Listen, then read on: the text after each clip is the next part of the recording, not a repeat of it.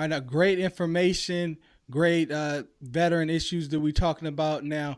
And when we get Mhm. into the dependents, and a lot of veterans, of course, they have the GI Bill for themselves. Now, what kind of benefits are out there for veterans that actually help their spouse and their children that are looking to pursue post secondary education? Wow. So yeah, man. There's actually a few different opportunities. And again, we can kind of get in the crux of things. When we come up with a detailed plan, typically we come up with a detailed plan and action plan for that particular veteran, right? But I'm going to kind of talk about one, right? The GI Bill is more or less a Department of Education benefit, right? I mean, DoD, Department of Education. That's who it pretty much goes through and talk about allocation of funding and different things of that nature. But when we're talking about the Dependent Educational Assistance Program, DEA, Chapter 35, that is more or less a VA directed program, okay, a VA directed program. So let's keep that in mind. All right. What it is specifically, it is if you're 100% permanent and total rated, you can actually receive uh, education benefits for your spouse and dependents. For your spouse and dependents. So they'll be able to do higher education, right? Training, higher education. So colleges, it doesn't matter if it's online or not. You can still be able to, as long as it's listed within an accredited education institution, right? You also have trade schools, right? You can actually utilize it for trade schools, and you can actually utilize it for on-the-job training. A lot of veterans don't know that. So if you're training and you can log your hours, you can actually use it as a Chapter 35 benefit. Let's say you're in some type of again, they call it OJT in the military, or I'm sorry, OJT in the Navy. I don't want to say all across military, right? But on the job training. So if you're, having this a mentor or some type of training organization that is actually assisting you to learn a skill set, they'll actually pay you for those hours logged. Okay. So with this program, it is actually a really incredible program. It was specifically designed for many members of the military who would pass away in service or different things of that nature. But it kind of transcended over to things of this to 100% veterans, right? But with that, there's also some restrictions. There's also some restrictions, right? Spouses are and surviving spouses, and I always want to make sure that we mention surviving spouses because again, those families are devastatedly affected for the rest of their life, and again, our prayers and honors goes out to them. Um, but with that being said, DEA is accountable for many personnel in regards to spouses and dependents. Okay, generally, spouses and surviving spouses have I'm sorry, generally spouses have about 10 years, right? 10 years before, again, the benefits have been exhausted from the date of the effective date that that veteran has become permanently in total, permanent in total. So from that effective date, thereon, that's when um, that's when they have their eligibility up to 10 years. But children, right, dependents have from them being 18 all the way up into the age of 26. It's a little different from different things such as healthcare. A lot of cutoffs are 24 years old, right? But this one in particular is 26 year of age. One great thing about that, I want you to understand that though it is 26, the spouse, that child can even be married and still receive this Chapter 35 benefit. So that's a particular benefit that we always want to kind of uncover and unlock. So that's amazing, right? But also it can be extended, right? Typically for surviving spouses typically have 20 years from the effective date to utilize the benefits. So there's many caveats among this. Again, when we talk about DEA, we're not only speaking about the veterans who are only disabled permanently and totally. We're also talking about again, unfortunately, the veterans have passed away while in service as well, which goes into obviously who's eligible, right? A veteran who's died or is permanently totally disabled because of service connected disability. That's our first one, right? But we also want to go ahead and recognize, they said, who has died, okay, who has passed away, who's died, and that's very important there. A veteran who's died from any causes from service-connected disability. Okay, so if you pass away from a service-connected disability, those benefits are then transferred over to dependent and spouse. We also want to take notice of that, and that's another program. We'll speak about that at another time. The DIC program, we'll talk about that at a later date. But I'm sure, again, with my maestro here, we'll be able to put up another video so we can go ahead and get you guys that information. But with that, service member missing in action or captured in the line of duty, right? Or captured in the line of duty when hostile force.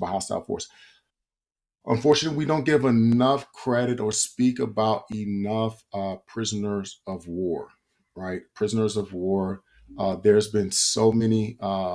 There's been so many soldiers, sailors, and airmen, and and again, unfortunately, has been captured or by hostile force, and unfortunately, those people, those families are affected. They're affected forever. So we always want to kind of make sure that we understand that those people there get the recognition as well. Um, you know. Next, also, service member forcibly detained or interned in the line of duty by a foreign government or power. We actually had a civilian as of late that was captured in Russia. Brittany Griner, Brittany Griner was there for months, over some marijuana. So with that, again, I don't want to get into the details of the story because I don't want to misquote anything. But again, she was captured for a pretty long while. So we don't want to discount and act like that doesn't happen. It happens more often than not. We just are kind of not in the know of it, right?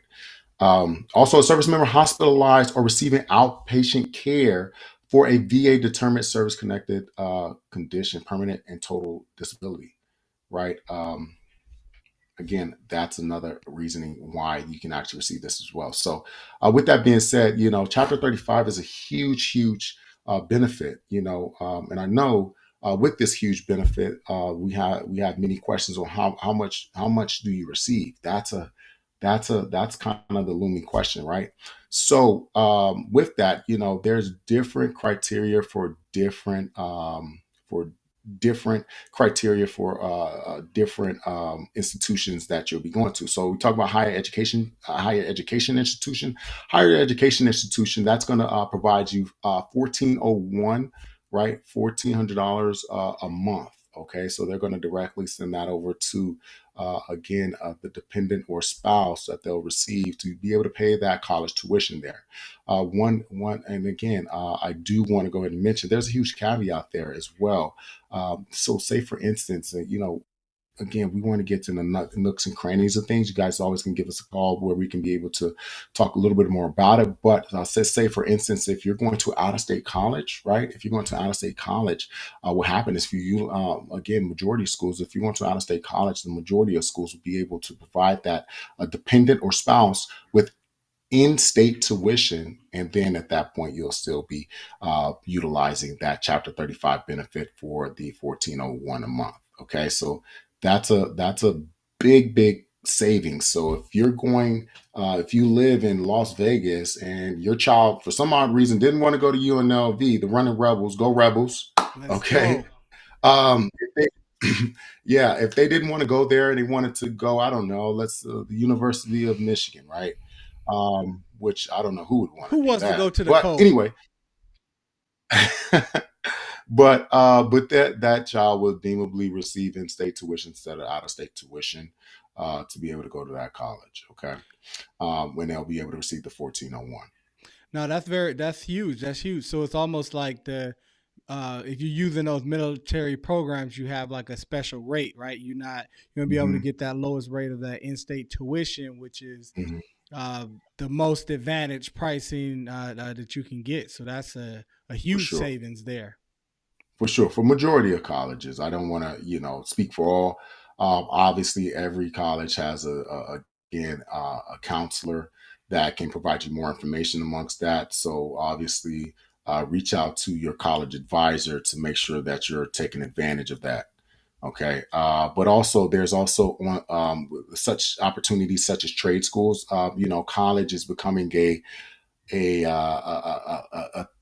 teeter, right? To see if if I want to go, if I don't want to go, and the pendulum is swinging, right? So Right. with that being said, we want to talk about all obviously trade schools as well. With trade schools, you receive the same amount of benefits. You receive the same amount of benefits as you would if you were going to a higher education institution. So that same 1401 that you receive, that's what you receive as well. Okay. But there's also opportunities obviously with the on the job training, as I mentioned before. On the job training, logging those hours, which again, there's so many different apprenticeships out there that people pass on because they aren't getting paid and they have bills. Mhm.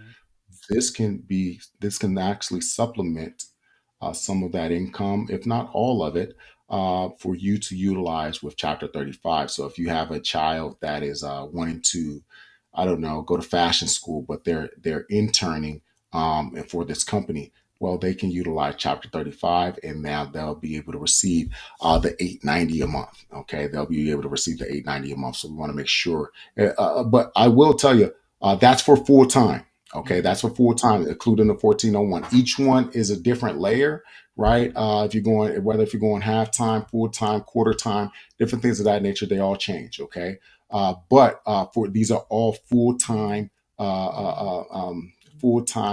amounts. Got Okay, it. Got it. so it'll be 890. Absolutely. And then Right. as may know, each college and depending on how it works, they're going to look at the full-time equivalency different based on whether they're on a semester system or quarter system. So definitely check with the school on how many credits you actually have to be enrolled in to qualify for that. But it sounds like it might be similar to because some of the veterans know they probably use the GI Bill and they might have as their own veteran or even when they were enlisted they might have used some educational benefits and got basic housing allowance and different things like this. So it sounds like Mhm. through this program that same type of benefit is able to be passed down to your spouse and dependents. Yeah, most definitely. And that's why it's always, pays to be informed because a lot of these veterans, what typically a lot of people would transfer their GI Bill down to their child and different things of that nature. When then you can actually still go ahead and be trained for your second career if you choose. There's so many different avenues, again, so many different allocations of funding to be able to put yourself in the best position to get the highest amount of benefits.